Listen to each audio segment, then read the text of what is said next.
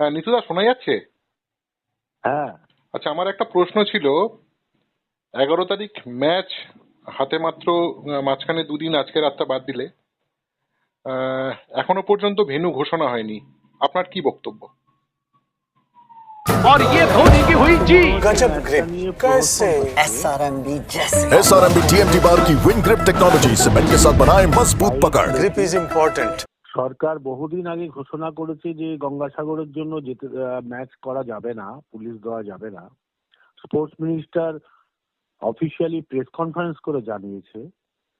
আজ যে সিচুয়েশন, না আমরা কোথায় হচ্ছে জানি না, না ফ্লাইটের টিকিট বুকিং করতে পারছি, না আমরা হোটেল বুকিং করতে পারছি, না ম্যাচের প্রিপারেশন নিতে পারছি, কোথায় হবে সেটাও জানি না।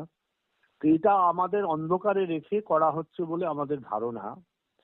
কারণ আমাদের সমর্থকরা বারবার চিৎকার করছে, এটা আমরা যে খেলা দেখতে যাব তার কোনো প্রস্তুতিও নিতে পারছি না, এবং ক্লাব কি করে এটাকে অ্যাকসেপ্ট করছে। আমরা এটাই আমাদের বক্তব্য, হয়তোবা যে অর্গানাইজার সে জানে কোথায় হচ্ছে, তাদের যা যা প্রিপারেশন নেওয়া নিচ্ছে, অথচ আমরা নিতে পারছি না।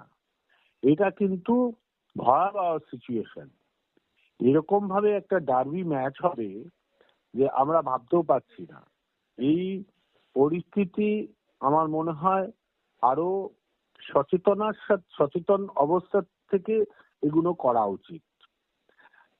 এইটা আমাদের অন্ধকারে রাখা হচ্ছে। আমাদের সমর্থকরা চাইছে না এখানে পার্টিসিপেট করতে। তো এটা আমার মনে হয় যে আরো সুন্দর করে অর্গানাইজ করে এটা করা উচিত ছিল। দুর্ভাগ্য আমাদের এটাই মেনে নিতে হচ্ছে। ঠিক আছে দাদা, ঠিক আছে। Extra time.